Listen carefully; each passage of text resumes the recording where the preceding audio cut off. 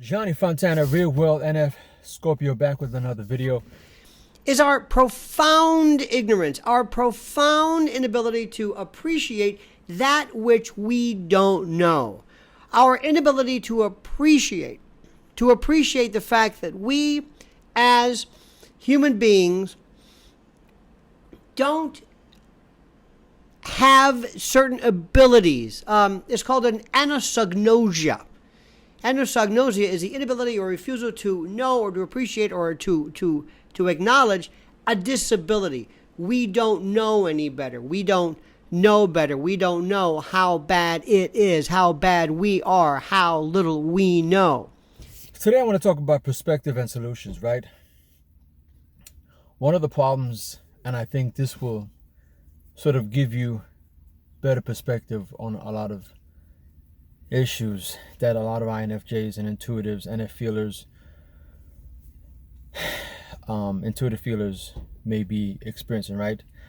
The problem is that, because again, if we're holding multiple concepts in our minds, we know that the world is sensor dominant, right? So there aren't a lot of intuitive feelers, generally speaking, right?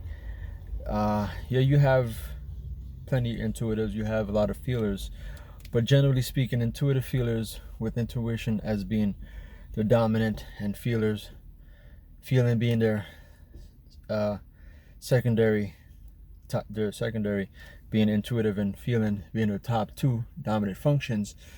A lot of times people don't realize how to navigate around us in order for us to resolve our own issues. And that's why you realize that we're in our own heads, because we don't really need others to help us. That's why we're loners. We're always in our heads. We're not always seeking for advice, because we think people don't get us. Well, if you hold that concept in your mind, then you must also understand that at the same time that we're not looking for constant guidance, also probably means that we need more perspective than solution. All right, understand what I mean by this. So, these two words actually give you the essence of public intellectual. The role of a public intellectual is to paint a painting, to paint for you, a canvas, a panorama of everything. He can say, he has full right to say, because he's human. Well, some of them are human, and they have right to say, listen, these are the solutions. I mean, 1 to 19. Yeah. I personally think that 17 and 19 are the best. Why I think? Because they have a right to an opinion, but not before they have painted for you the total picture in a totally unbiased and unprejudiced way. No one is doing this today. No, not a single one is doing this today. What I mean is that too often, it's getting too hot in here. Too often is it the case where when people go online, especially there's this particular forum on Reddit, INFJ subreddit, where people go on and they ask for advice. And you have a lot of INFJs, and it's mostly TI, because you can tell they're very cold, and they've been told, hey, you come out very cold. And to them, they're not realizing, because a lot of TI heavy INFJs don't really realize, because of the lack of FE, they don't understand awareness, so they don't realize how they're coming off. Because again, for them, it's all about solution. It's all about, the final aspects and engaging the results rather than understanding perspective. And again, it goes back to the anosognosia. Now, these are fascinating terms, because they describe so perfectly that which you always knew was true, but didn't really have a name for it, didn't have a working concept of it. What happens is, one of the interesting aspects of this, and I've taken, by the way, copious notes so that you don't have to know this, but we assume that others have inferior knowledge. We know so little that we don't know what we don't know. This is the metacognition aspect of it, the knowledge of knowledge. The old expression is, how do you know what you know? Well, how do you know what you don't know? When you know little, part of the components of not knowing a lot is not knowing what you don't know. Now, so what happens is people assume that others have inferior knowledge. And scholars, by the way, those who are proficient in a particular understanding, have the opposite effect. They underestimate the ignorance of others and assume either their own inability to understand, or they don't assume, or they don't understand, or they don't take into account others' ignorance. They're hopefully optimistic as far as others knowing more than they do. Or they think, oh, everybody knows what I know. They have this intellectual humility versus intellectual arrogance. However, they find themselves, if you do the research, if you connect the dots, you'll see that if you say, hey, answer this for me, they'll be like, I can't, I need more context. What are you trying to say by that? When someone will come up and say, well, this is what's happening, I have a question, what about that? And they'll say, well, I don't get that. What do you mean by this? Well, for me, because I'm abstract thinking, I get it, I'm a feeler, and I'm not TI heavy, I already know like what they mean by that. I don't need extra context, but those, they need extra context. And even if we don't get it, but we can sort of feel around, and if we're not hitting the spot, that person can be like, oh, you almost get it, but here's whatever. So then that creates the dialogue. But for them, they need concrete results because they're results driven. So therefore, they don't want to even take the chance to even make any errors. They want to make sure that they're aligned. That's why they need as much context so that they can provide their resolve, their result-driven perspective. It was well educated. That's the kind of education where they teach you how many sheep there are in New Zealand. Not only how to count them, but how many are there. So he has this depth. Yeah. Today in the education system in the West, they tell you, what does it matter knowledge? What does it matter facts? Yeah. Why we need to memorize facts? It's idiotic. We need to learn how to find them, not how to memorize. We don't need to memorize them. We need to learn how to find them. Right. Yes, but what do you do with them when you find them? Knowledge is not information. Knowledge is structured information. And the structure contains context, contains antecedents, contains many things. Yeah. And they don't teach knowledge anymore. They don't teach information even anymore. They teach tools. And you find that a lot of the other types who are not NF-feelers, when they respond, well, just do that. Just do this, just do that. So an INFJ or NF-feeler will come on and says, I'm feeling this, I get distressed when I'm in a situation, and this, then the third. And because of this happens, and then I'm in this situation, and then this happens, and then I'm in that situation. And then in one particular, again, and the reason why I'm picking on the INFJ is because you would think, or you would assume, that the INFJ has more of an understanding than that of the other types, right? So that's why I'm picking on them. And that one particular, she comes on and she gives these, a lot of the times, very cold, perspectives, and she responded with, well, for that situation, it's just usually as just removing yourself from that situation. And that other situation, if it's similar to that, then remove yourself from that situation. And it's like, listen. It's also been called intellectual arrogance versus intellectual humility. And it comes from a study called the Dunning-Kruger effect. And what it says basically is that we suffer from an illusory superiority, the ability to not understand what we don't know, or the ability to be lulled into a sense of, competence by knowing a little. So when you put this all together, how does this work in real life? First, I have been saying for the longest time, but I didn't know it as brilliantly as Dunning and Kruger have done. And by the way, their studies, the names of interplaying narcissism, which has always been a theme of mine that propels this nescience and ignorance. And anyway, but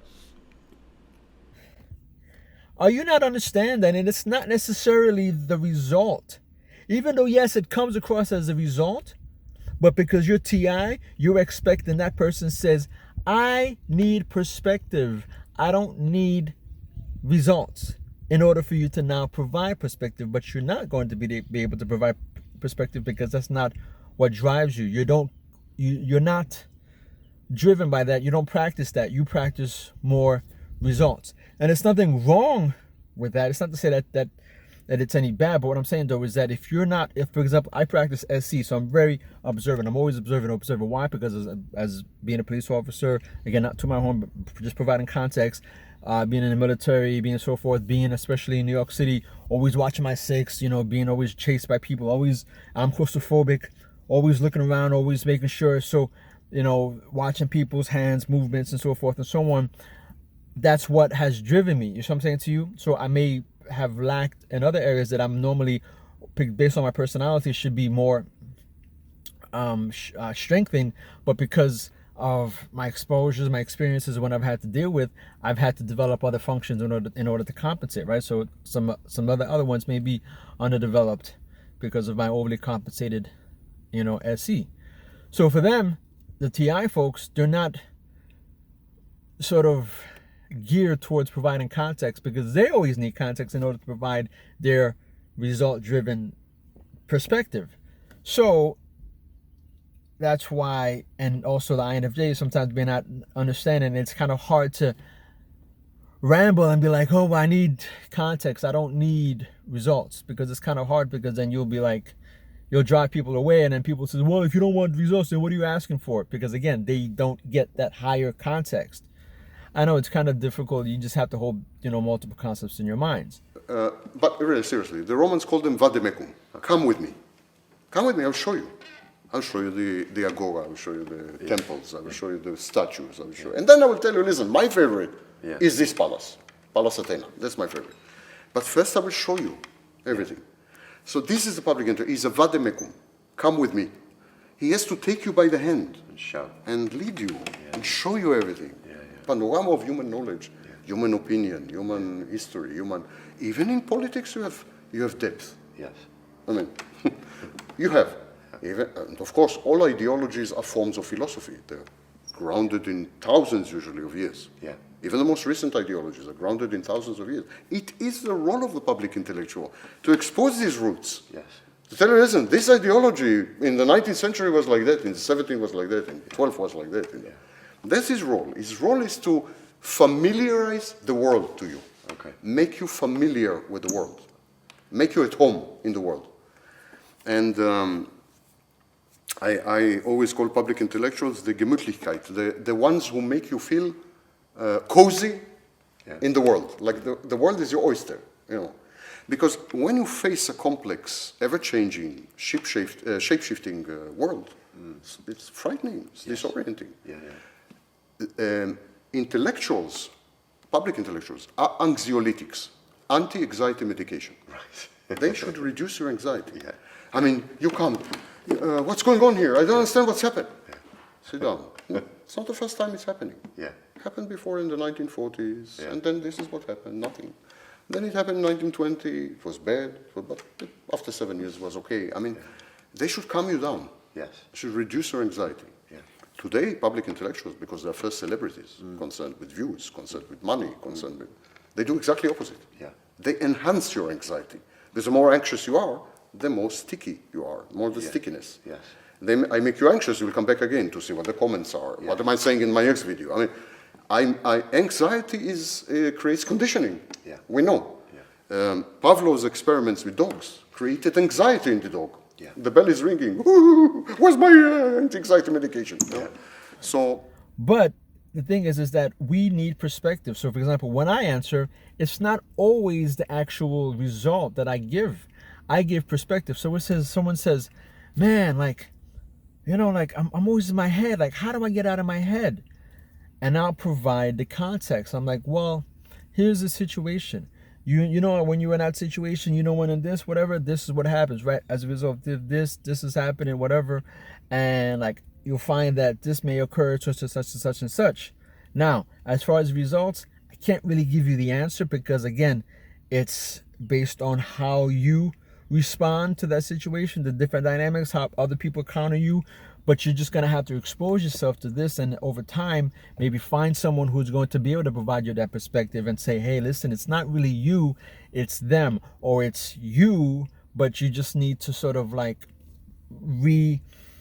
what do you call it again? Sort of redirect that energy in terms of understanding that yes, it's natural, but other people aren't really worried about it, and this, that, and the third, and so, and this whole idea of like if someone says, "Well, I need to develop this," and go out and play video games. That's result-driven response rather than, and there's nothing wrong with providing result driven perspective, but you also have to provide context. You have to understand, but where is this coming from? So I'll give you an example. I don't know if I gave you this story before, but I have someone who I'm actually managing, one of my employees, and he's like a nerd, right? Total nerd. He knows it, very I think he's an INTJ. Introverted, very soft, but very like analytical, very smart aleck, doesn't know how he's coming across to certain people, very good with computers, very good with like systems and system buildings and all that stuff. He's very catches on very quickly, right?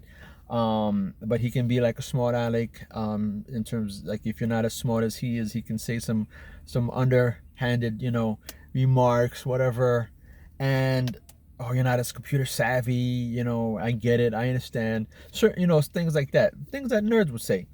And he wants to start a YouTube channel where he basically builds computers and all this stuff, whatever. So he knows a lot about that stuff. But what's fascinating is that, so for example, let's say I would have posed this question online, I would want to know the context. I would want to understand what's going on. Whereas most people, based on the question that I'm about to, or what I'm about to tell you, they would give me results. But I would want to know, well, where? So for example, although the guy is on YouTube all the time because he's researching, he watches a lot of YouTube videos on how to build systems and all that stuff, he follows a lot of folks, he didn't know how to change his tire. I had to show him how to change his tire, right? It's not like he needed help. He didn't know like he didn't know actually how to change a tire. He didn't know where his spare tire was. He didn't know where like how to actually jack up his car. He didn't know where his windshield wiper fluid is. He doesn't know when to change his oil on his car. Okay, now people will say, "Oh, he's a dumbass," or whatever. But that's results.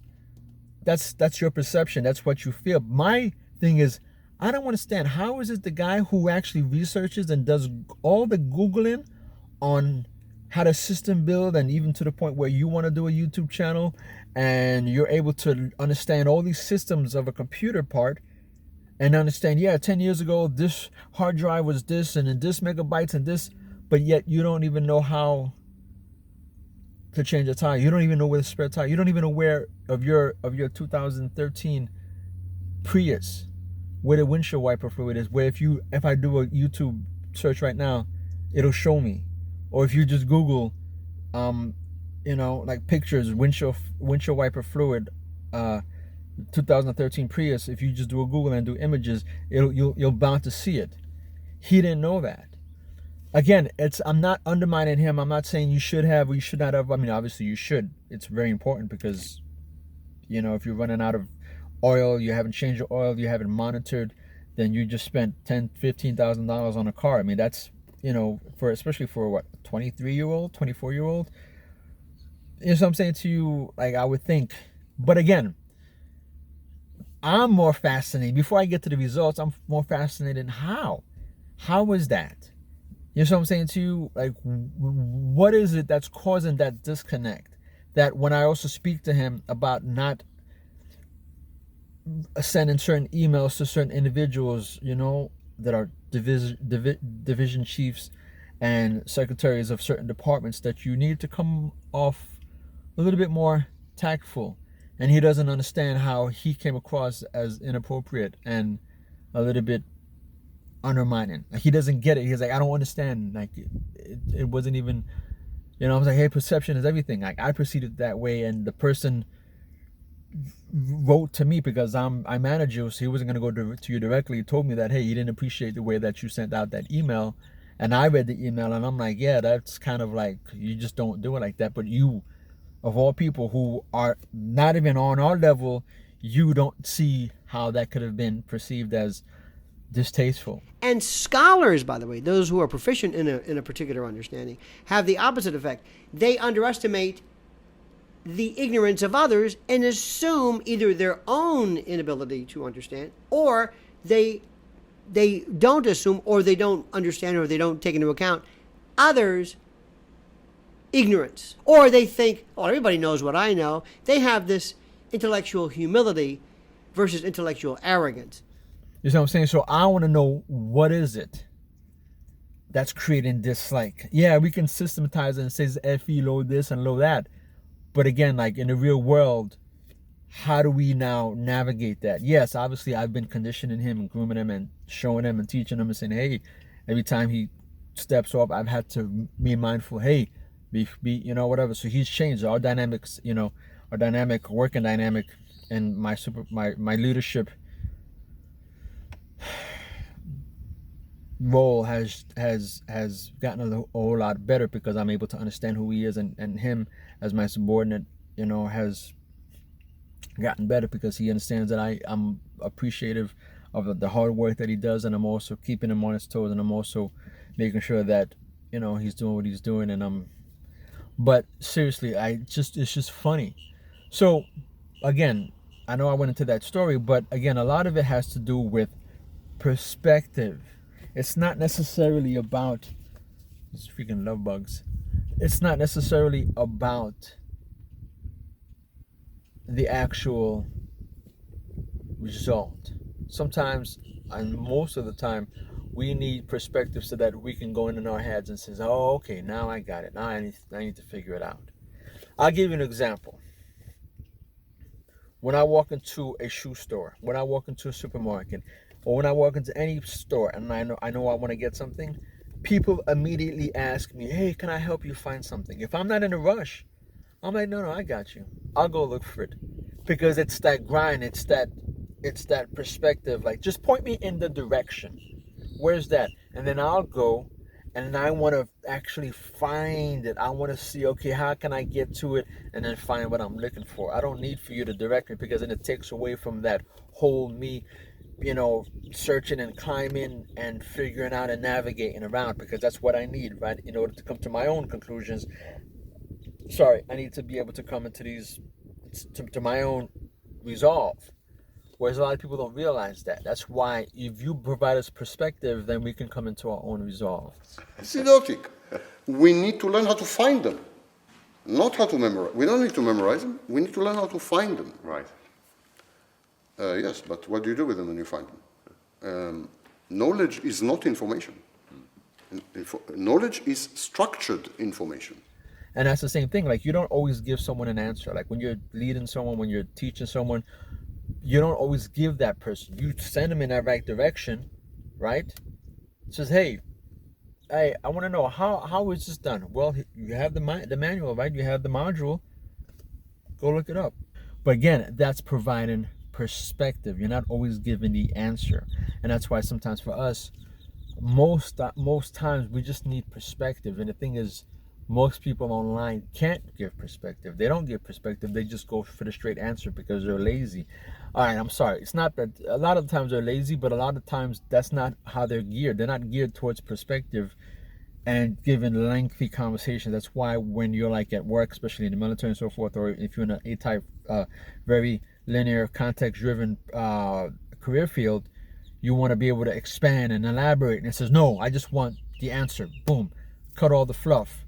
When you when you submit a like a minute a summary of the meeting, right? I want it in bullet points. Boom, boom, boom, boom, boom, boom. Cut off the extra stuff because I don't want you, wandering and aimlessly into other areas. Just boom, boom, boom, boom. So then it can be done. So again, that's how people are driven. Whereas for us, we want the big picture, the drawn out and explain to me. And that's why sometimes when people will give you to an answer, it's like, no. It's like when I'm asking for context, so I'm saying, oh, you got a story? Oh, I got a story for you. Oh, tell me. Oh, no. You kind of what are you doing? You're starting in the middle for? Start at the beginning. Where were you? How were you feeling? what was that scenario like? What was that other person doing? You know, like I want to know the bigger picture. Like I want to be there, like a movie. And then, so like my wife, she knows, okay, all right. So I was this, so she really knows how I like it. You know, set the scenery, set the situation, give me all the background fillers, and then go into the details. So it's the same thing. INFJs, especially the feelers, we're not always looking for answer. So sometimes it's like when you come up, you say, well, just do that. The person, okay, yeah. But in reality, they're not really content. You got to give them perspective. I meet people who say things who not only not know what little they know, they make things up. And this is kind of a subtext that I hope Messrs. Dunning and Kruger work on, and that is the artificial assimilation and creation of knowledge. Just this artificial creation of proficiency or knowledge in something that they know nothing about.